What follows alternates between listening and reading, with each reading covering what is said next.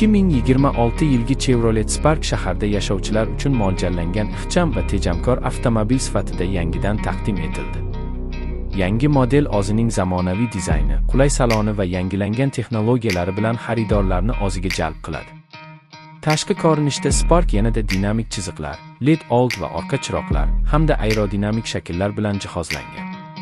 Kichik o'lchamlarga qaramay, mashina juda chiroyli va zamonaviy ko'rinishga ega.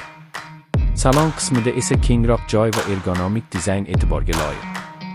Multimedia tizimi sensorli ekran bilan jihozlangan bo'lib, Apple CarPlay va Android Auto qo'llab-quvvatlaydi.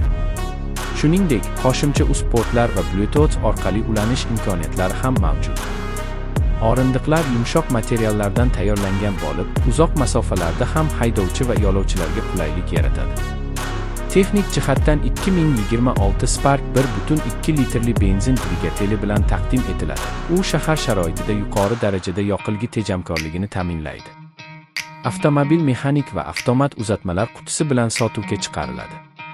Shuningdek, haydashni osonlashtirish uchun elektron barqarorlik tizimi, tormozda yordamchi tizim va oldingi xavfsizlik yostiqchalari mavjud. Xavfsizlik bo'yicha ham Spark O sinfidagi eng yaxshi imkoniyatlarni taqdim etadi. Old va yon xavfsizlik yostiqchalari, ABS tizimi, parkovka sensori hamda orqa kamera kabi funksiyalar avtomobilni yanada ishonchli qiladi. Narx masalasiga kelganda, Chevrolet Spark 2026 O'zbekiston bozorida hamyonbop narxda taqdim etilishi kutilmoqda.